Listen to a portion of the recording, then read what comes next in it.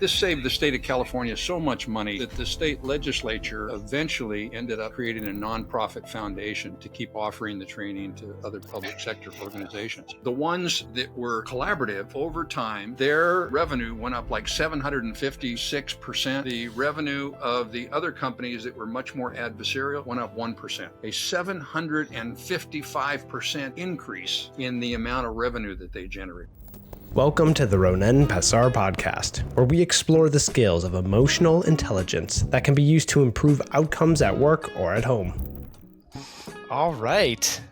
So I'm super thrilled, Jim, that you agreed to get on this call because just a few weeks ago, we got to meet in person at the Radical Collaboration training.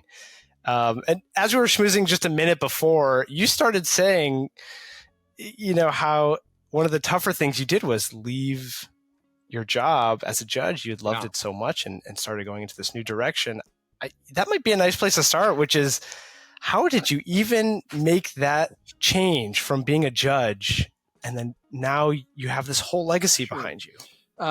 Well, the jurisdiction that I had when I was a judge was labor management disputes. So it was all employment conflicts, mostly labor management, unions versus managers, managers versus unions, things like that.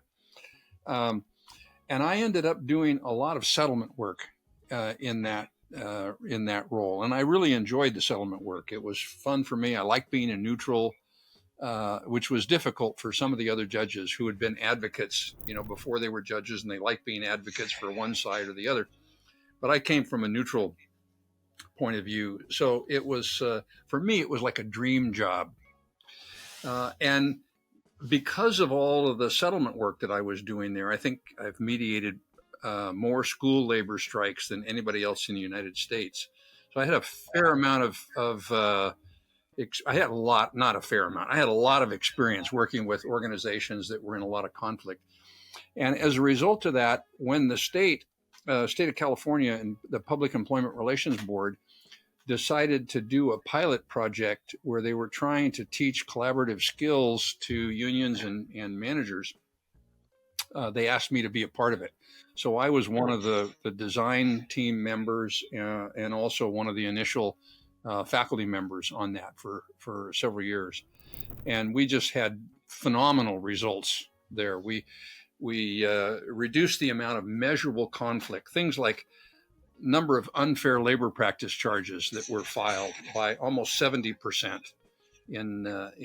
This saved the state of California so much money that the state legislature eventually ended up creating a nonprofit foundation to keep offering the training to other public sector organizations. Wow. So you're telling me, Jim, that because of the success that you had seen in the early work that you were doing, the state actually instituted an organization, created a space to continue to fund the work. It was called CFIRE, the California Foundation for the Improvement of Employer-Employee Relations. So a long name, but it was very active in the state for a number of years.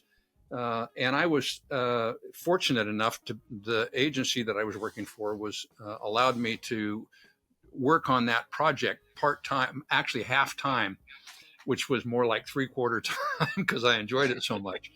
But we would go out and we would teach organizations how to be more collaborative. And then it came time where I was either going to have to go back and be full-time as a judge, or I was getting very close to an early retirement with the state because I'd been a judge for 25 years. And the state had a nice retirement package because it was under a big budget crunch and they were trying to encourage people to retire at the time. So it worked out perfectly. And so I took an early retirement and then went to work for a fellow named Will Schutz, who you know about, but Will was the creator of ended up being one of the managing directors of his consulting company. So that's how I made the switch from being a judge to being more of a consultant. And then I ended up writing the Radical Collaboration book, which was about the experience that we had teaching these organizations how to be more collaborative and what we learned from that. And when that was published, then that changed everything. It's like my world went from a lot of California work to worldwide, and the book got translated into Japanese and Chinese and Dutch and Spanish and Swedish, and so it's been a fun ride, but not one that I planned. But boy, I'm sure enjoying it. Oh, I'm happy to hear that, and it certainly has made an impact on me, and I know probably thousands of people, if not already tens of thousands.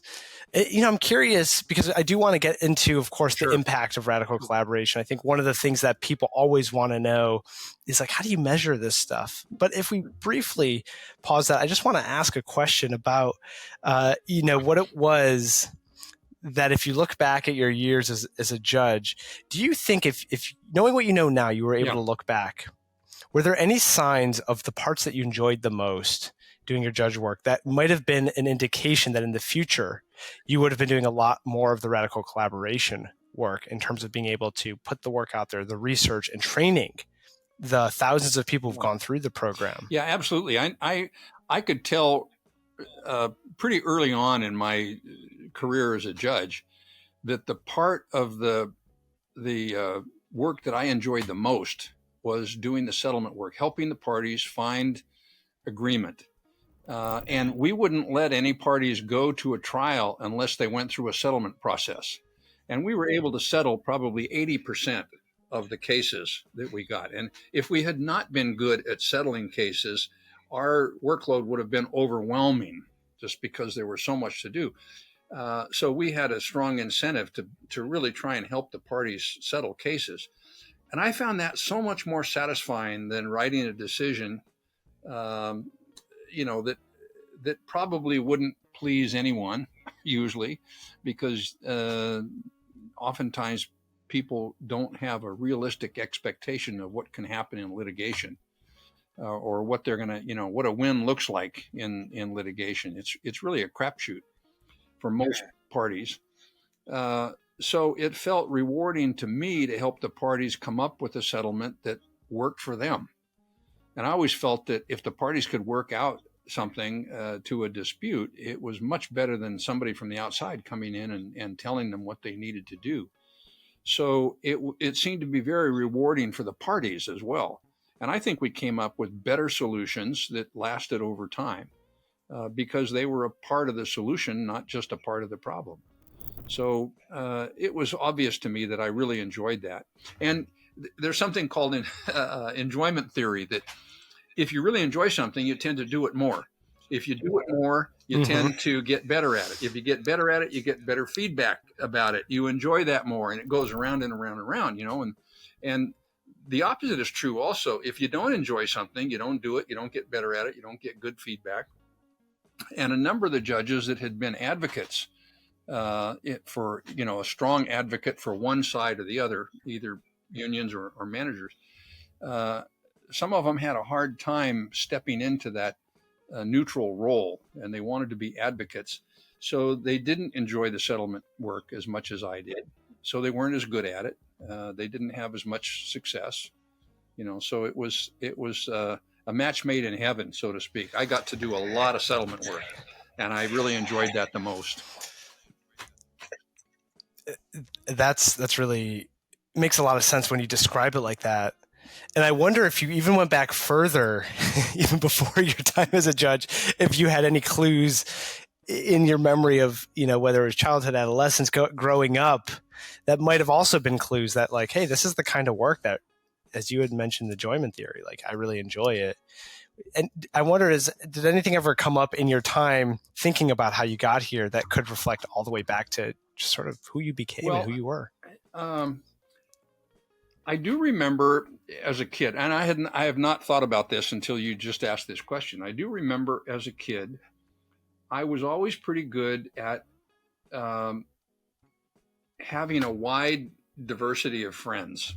I tended not to get as angry with people.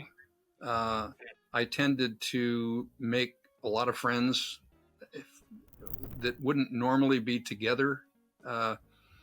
And I'm thinking back when I was in the fifth grade or something, and when I can think back on that now, and I wasn't paying attention of it at the time, but I think that probably that desire to build those bridges, I think, probably stuck with me. I didn't have that in mind when I went to law school. It wasn't until I actually became a judge that I realized how much I enjoyed the settlement work. But there are some breadcrumbs back in the distance there. It's always interesting to explore that. I know for myself, anytime I've gone deeper into my past to see trends, it helps clarify the future of where I might want to head. Yeah. And that has always been a successful venture to like take time to reflect and analyze, like, was there anything in the past that might have been an indication of where I might want to head? Oftentimes we don't see things in the present. I mean, when it's right before us, we don't see it until we're looking back on it. And oftentimes I find, at least in my life, when I've made big decisions, that's not something that just happened when I made the decision. Something happened several years earlier that allowed me to have the right mindset or have the right set of skills or whatever to lead, in the direction that particular decision takes me. So oftentimes the big decisions we make, the real point that leads to that decision isn't when you're making the decision. It's several years earlier. And that's such a good precursor to some of the core skills that are taught in the RC workshops, especially around the self-awareness. That so much of our decisions are subconscious and operate from history that might no longer be serving us well in our lives, but ways that we might have built up defensiveness to protect ourselves and our feelings. And I'm super eager to get into that part of like the core skills with you. But before we do, I know one of the biggest questions, and you alluded to this earlier, one of the biggest questions in any shrewd business person's mind, a business owner or a team leader, is going to be, all right, this all sounds cool and interesting and lovely, but talk to me dollars and cents. Like, what's the bottom line impact here? Why should I focus on collaboration and not innovating or creating, the next AI blockbuster product or whatever it is? What is the actual difference to a company's bottom line? Can you prove that there's any value, measurable value here? There has been an enormous amount of research showing that what we're talking about is not just designed to help you feel better. I mean, that's nice. It's a nice byproduct, but we're not in the feel better business. We're in the business of resolving conflict. And in order to resolve conflict, you need to have some skills. And other organizations that are not in the conflict resolution business, they're in the business of working together, like in a hospital. They can't do it if they can't collaborate. Now, they may not realize that's the skill that they're missing. They just know that it's like there's sand in their gears that are grinding a little bit, and they don't know what's going on, But there's just a lot of research showing that a collaborative environment will outperform a more adversarial or less aware environment over time, almost consistently. I mean, I mentioned that we reduced the amount of measurable conflict like 70%. Well, that saved the state of California a huge amount of money. We had in one research study done by the University of California, they came in and interviewed all the participants that went through the radical. It was the precursor to the radical collaboration workshop. People that had gone through for about a year and a half earlier, I guess. Trust went up by almost 60%. Wow. And when trust goes up, conflicts go down because people can work things out. When conflicts go down, profits go up because you can focus your attention more readily on what the task is that you're supposed to be doing, rather than all the distractions of the drama that's going on in the work situation. Another great study, which I think is probably one of the more classic studies ever done. It was by Cotter and Heskett. They wrote a book called Corporate Culture and Performance, where they started with over a couple hundred large global companies. They were all listed on the New York Stock Exchange. They were from like 22 different industries. And they went out looking for organizations that had clearly defined cultures throughout the organization. Now, and no organization is going to be pure collaborative or pure adversarial. But anyway, they found some that were primarily this way or primarily that way. And the ones that were collaborative over time, their revenue went up like 756%. The revenue of the other companies that were much more adversarial went up 1%. A 755% increase in the amount of revenue that they generated. I mean, and that was over like an 11-year period or a 10-year period? Yeah, that was just, I mean, that's just a stunning piece of research. We've had 3 international studies that followed up on the radical collaboration workshops that we've been doing all around the world. And they averaged, these were 3 different studies, but they averaged more than a 33% increase in effectiveness at getting their interests met anytime they were in a conflict situation.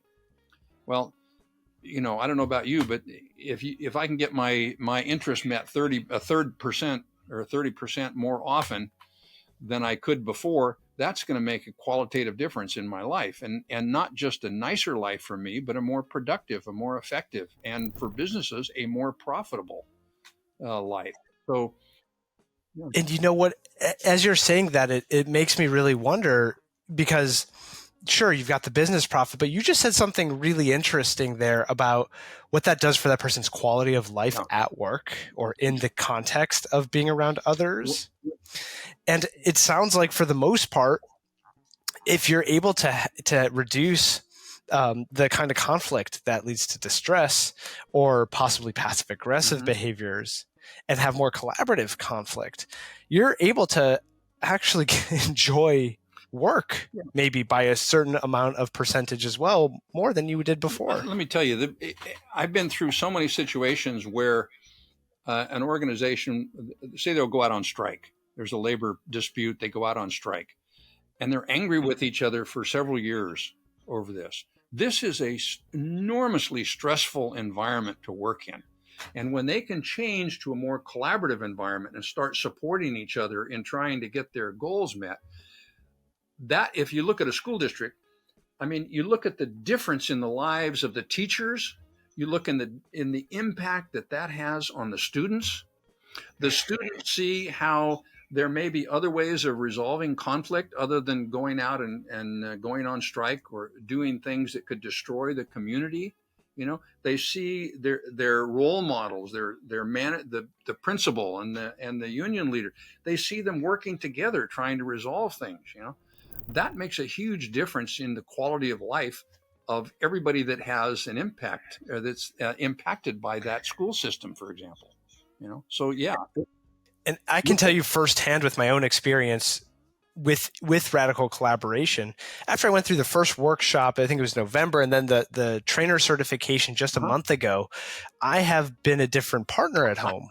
With my wife, I've been able to better understand, what are your interests here?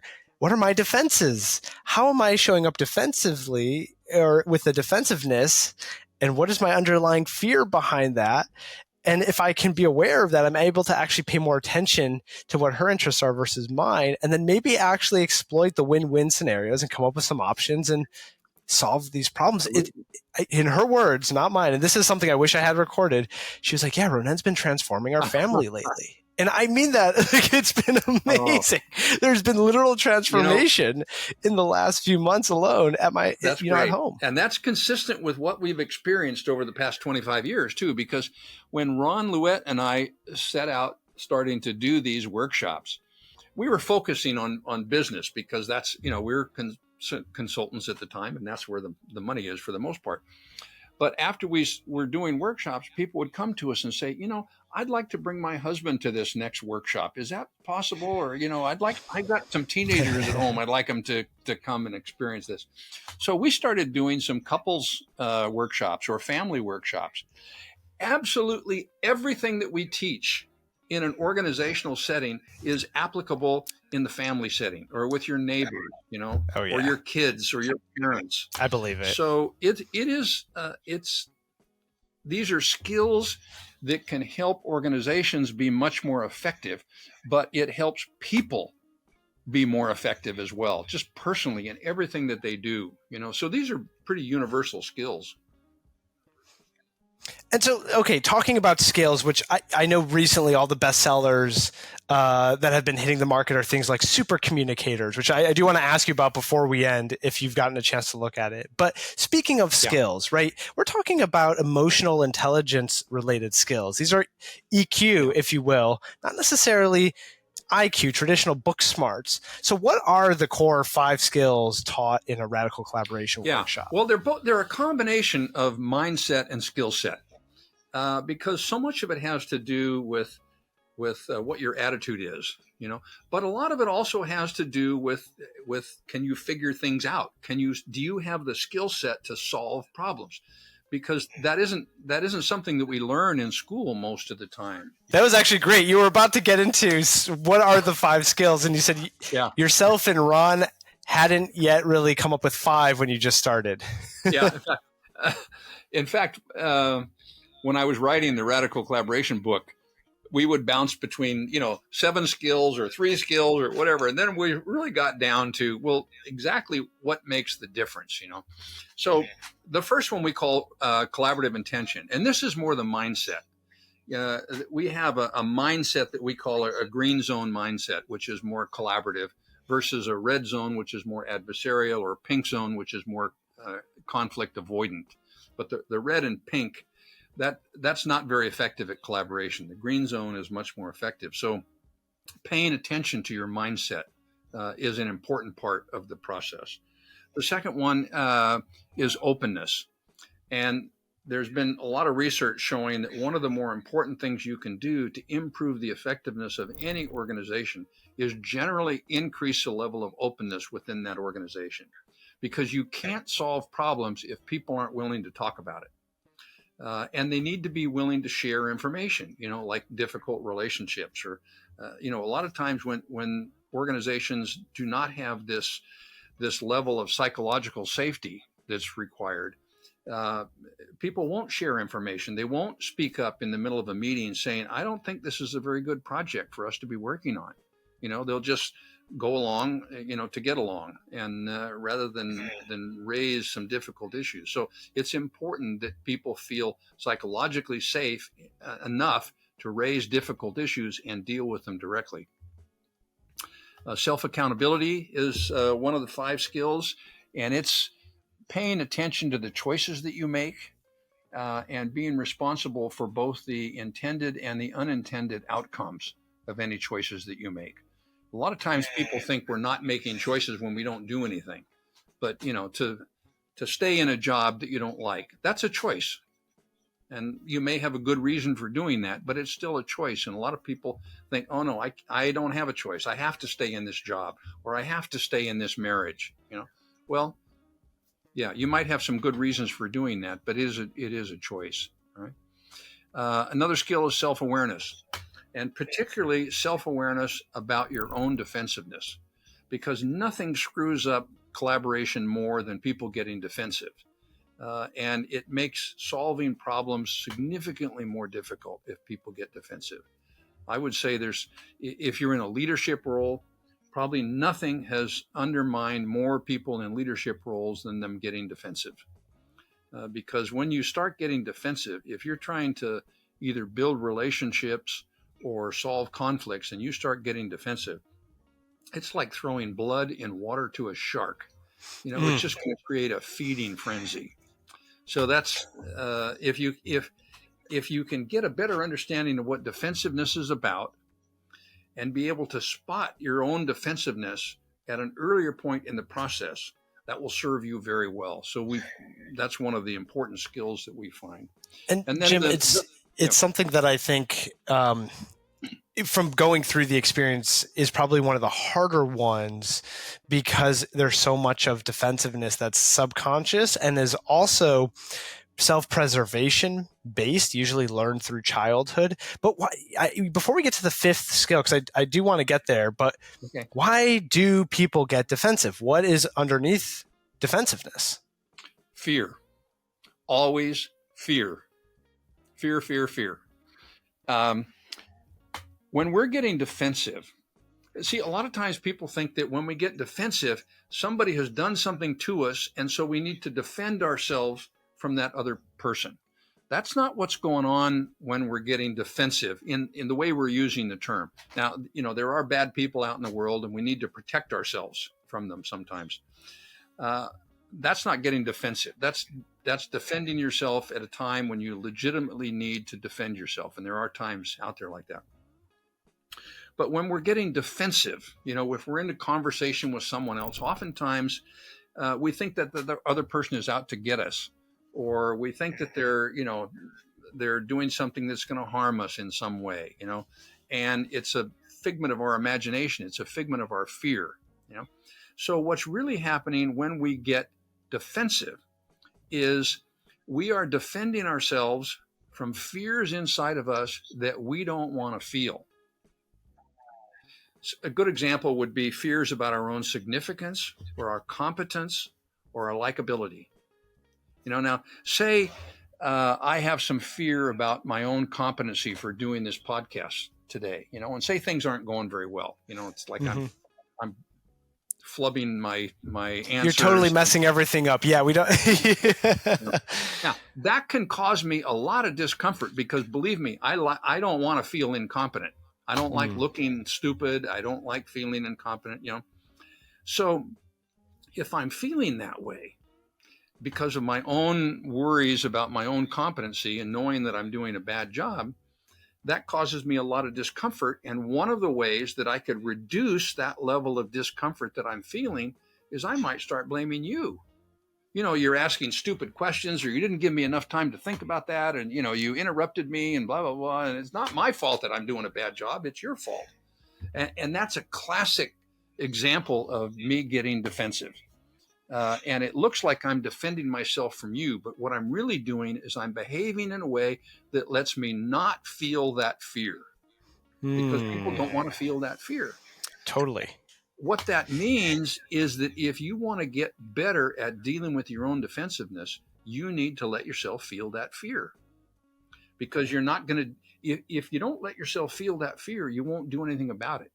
You'll just remain blissfully ignorant and ineffective, So what we try to do is we try to help people spot when they're getting defensive at an earlier point in the process, before they're doing the significant damage to the relationship. So for example, for me, I might notice that when I'm starting to get defensive, I tend to be breathing faster. I talk faster. I probably start talking louder. So if I'm in a situation where I'm starting to feel uncomfortable and I notice that I'm talking louder and I'm breathing faster and talking faster, the alarm bells can go off. Hey, ding, ding, ding. Jim, pay attention. You're doing that thing again. You're getting fearful. What's that about? And then I can stop and I can think about it. Okay, yeah, it's about the fact that the interview isn't going very well, or the speech, I'm not doing a good job in this speech, and I don't like feeling that. So, all right, so what can I do about that, rather than start blaming someone else? So simply by bringing awareness, by bringing awareness to the physiological cues and signals of what might be happening moment to moment, means that we can basically create these early warning systems for ourselves to say, oh, hey, hang on, you got something going on here that could cause you to derail whatever you're working on, because without acknowledging it, it's going to trigger some sort of fear protection mechanism that we call defensiveness. And that could be, I'm sure there's hundreds of versions of what defensiveness looks like once you get that far. But I know for myself, I become that litigator. Kinds, yeah. there's a lot of them out there. People Yeah. behave, their defensiveness shows up in a lot of different ways. There's some common ones, blaming and shaming and being overly sarcastic, or it could be just the opposite. It could be shutting down, getting quiet, so we have what we try to get participants to do is focus on what are their particular behaviors when they're starting to get defensive, and then they create their own early warning system. And then they have to be on the lookout for it, because if they're not paying attention, it isn't going to help them. But if they know what their behaviors are when they're starting to get defensive, then they can be on the lookout. Then when they see that behavior, then they can take some action. They can take a few deep breaths. They can try to understand what the fear is about. They can calm themselves in different ways. There's a lot of different techniques that we get into for doing that. But it all starts with awareness. And so if you have an organization that has a huge number of blind spots in it, if people don't recognize the impact of their behavior, if they don't recognize what their underlying interests are, if they don't recognize why they're behaving defensively, things just go on, and it's more like having the sand in the gears again. It just isn't, it's not working smooth. So it takes a lot more effort. And I think when we're talking about awareness, you can have this sort of personal awareness to an organizational awareness. And if you have this feeling, anyone who's watching this, if you have this feeling that you've got the sand in the gears, that your organization isn't turning and moving as smoothly as they can, and that sand feels like it has to do with people's behaviors with one another, there's likely something beneath that. That's probably just the tip of the iceberg. And beneath that, there may be some sort of defensiveness, either aggressive or passive aggressive behaviors going on within the culture, either on the team, the department, the organization, that could create that feeling of like, we don't get along. We have so much conflict. It's hard to ever make progress on projects. Everyone's walking on eggshells. And a lot of times what organizations will do is they'll start replacing the gears. They'll replace the people, thinking that's it. What they need to do is they need to get some motor oil in there. And the collaborative skills are like the motor oil of an organization. It's not like it's dramatic. It doesn't necessarily shows up. It just makes everything run smoother together. So if you can figure out, where's the sand coming from that's grinding the gears, and maybe you don't have to replace the gears. If you can just get things running smoother, if you can get that motor oil in there, those collaborative skills, that can be enough to turn an organization around. Well, almost enough, because you've just talked about the first four skills. So the intention, which I'm glad you called that one out, because intention matters. That's almost like priming the pump, if you will. The openness is really fascinating. And there is tons of research on this too. And I know that some of it you probably learned from Will Schutz himself. I don't think we're going to have a ton of time to get into Firo theory and all the research he did. Maybe on another time if we'll have you back. But sure. And then those other two of the self-accountability, taking ownership, or at least understanding that we might have more agency and choice. Choosing to not act is a choice, as well as the self-awareness, especially around defensiveness. But that doesn't quite lead us to resolution, because we're missing one ingredient here, which is one of my favorite ingredients. And up until, I'd say, probably the last 20, 30 years, there was a better way to negotiate.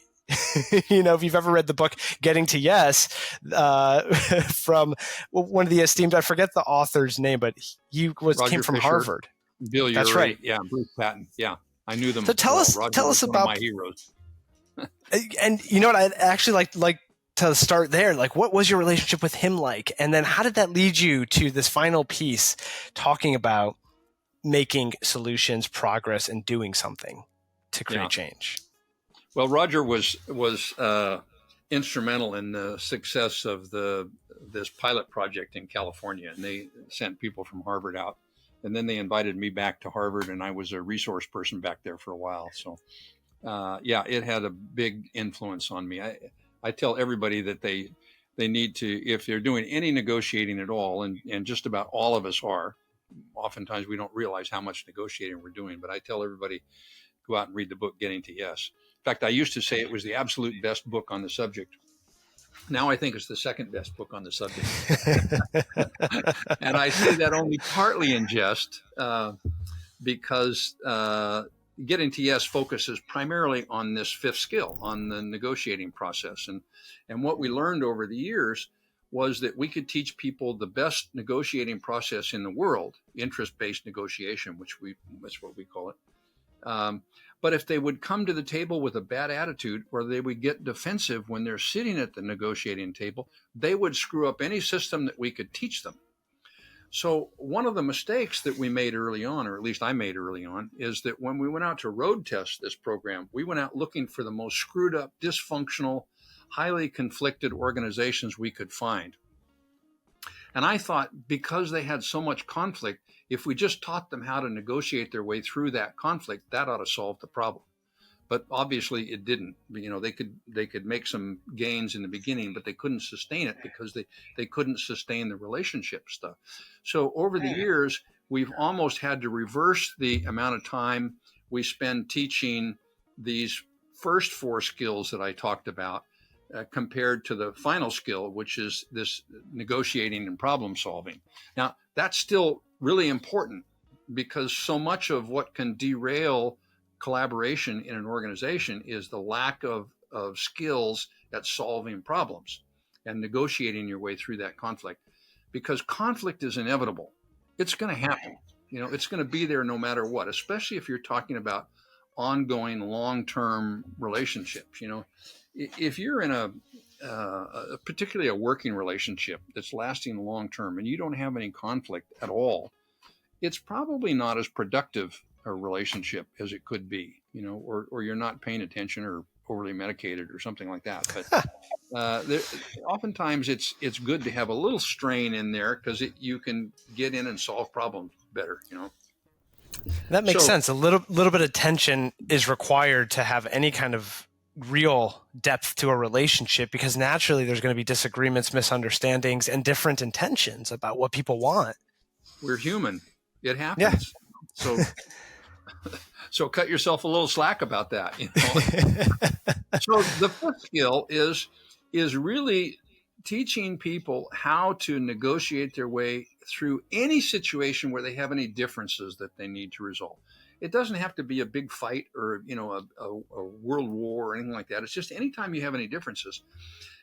It's a process of negotiating your way where you focus more of your energy in the beginning of the process, trying to understand what the underlying needs are of all the parties.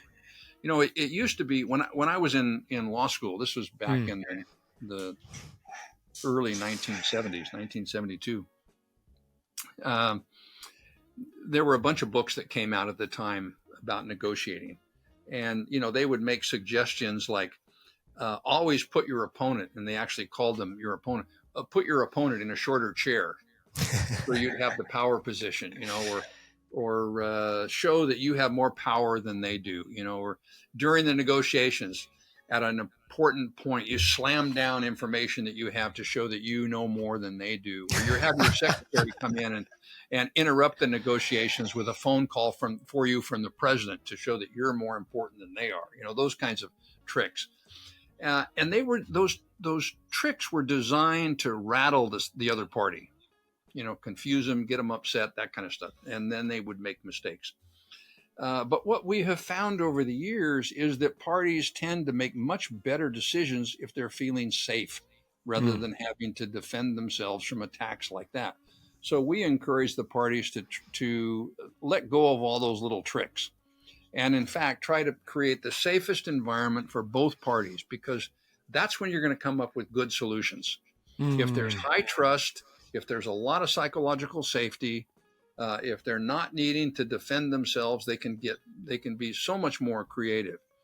So we try to get people to create what we call this green zone environment, a more collaborative based environment.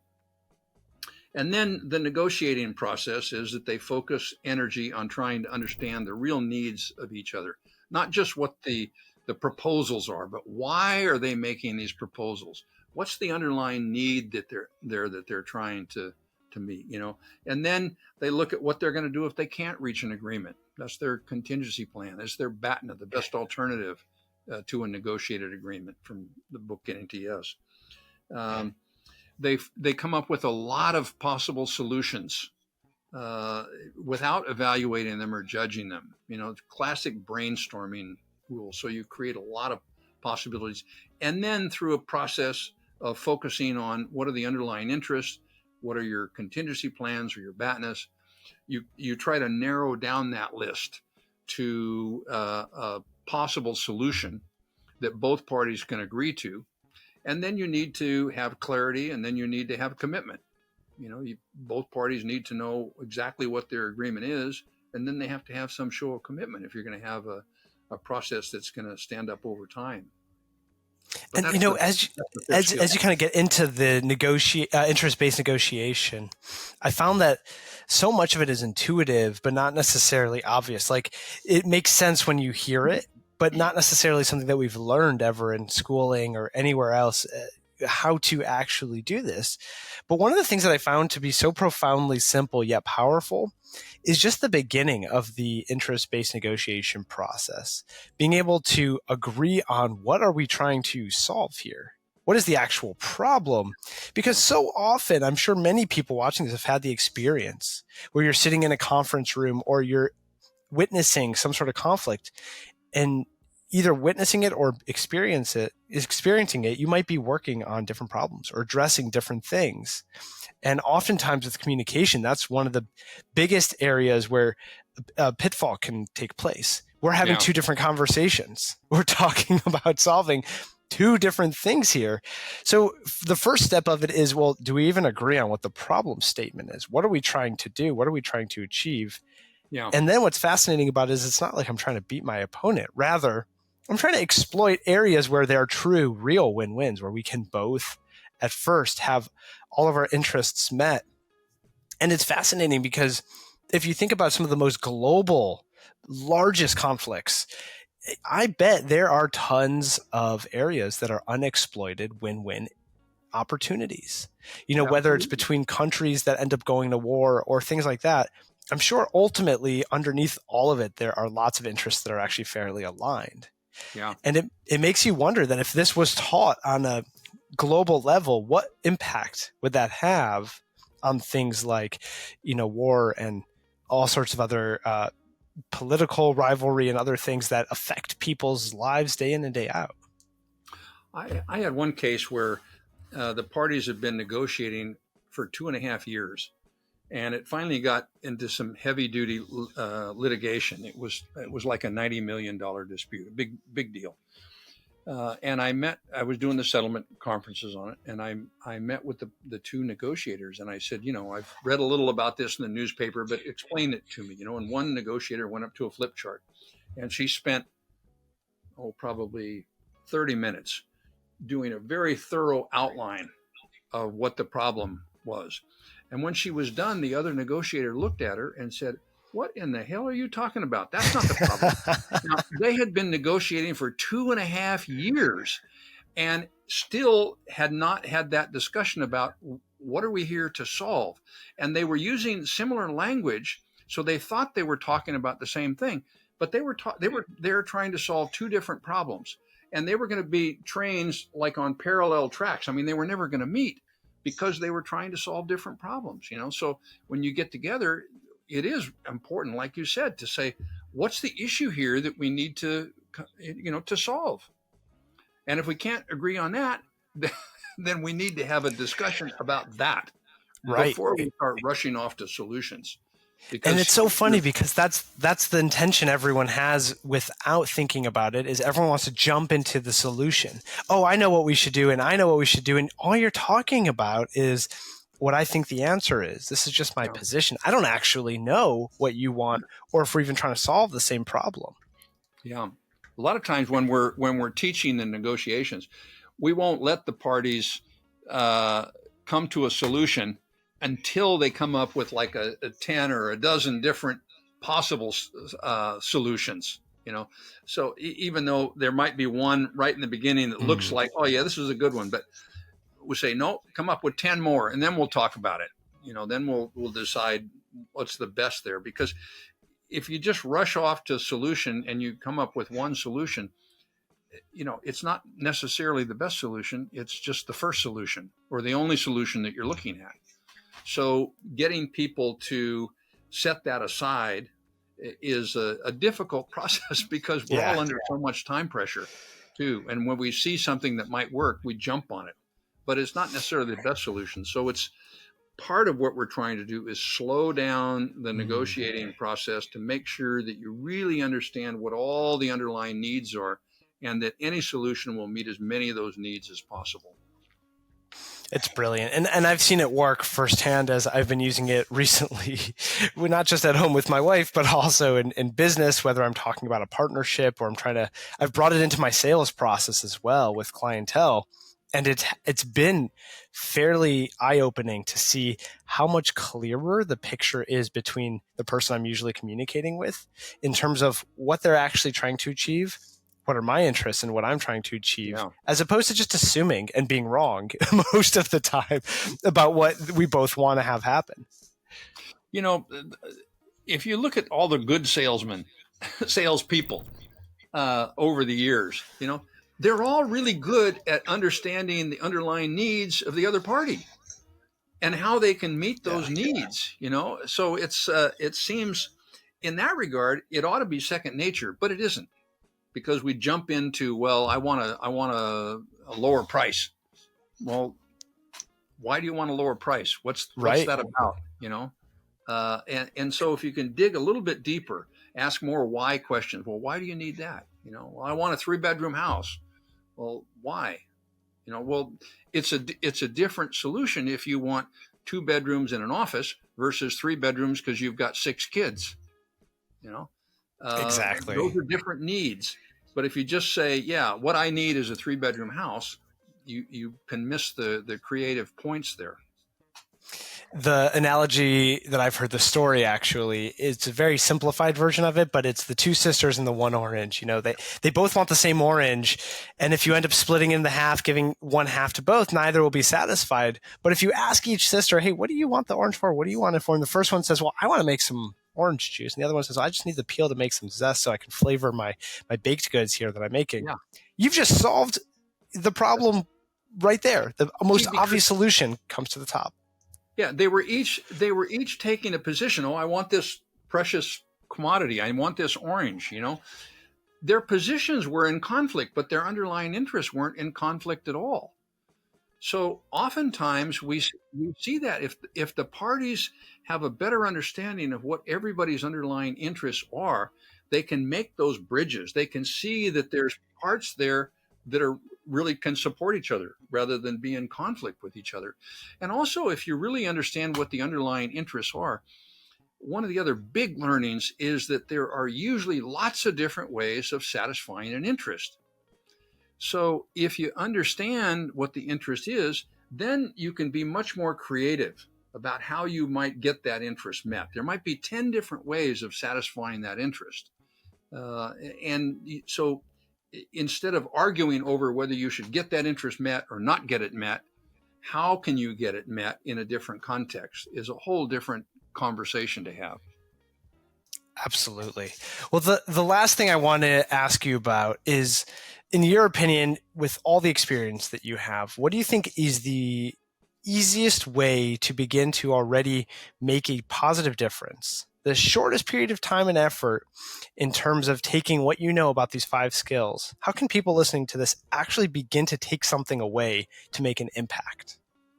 Well, I think if I had to pick 2 things, one would be do a better job of managing your own defensiveness. And the other would be learning this interest-based approach to negotiations. That'll have you'll get the biggest buck for the biggest improvement for your dollars in doing that. Focusing on those 2 things. I mean, what we learned was all 5 skills are important. But if you can do that, if you can get better at dealing with your own defensiveness, and if you can negotiate more effectively, because you're looking at to solve the underlying interest, and you create this green zone environment, that'll have a big payback for you, no matter whether you're talking about an organization or a family or, whatever your focus is.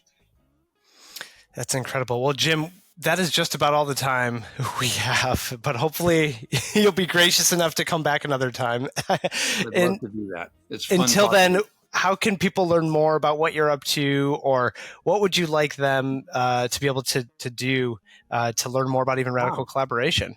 Sure. Well, we have a website. It's radicalcollaboration.com. They can go there. There is a TED Talk about this. They can look at that.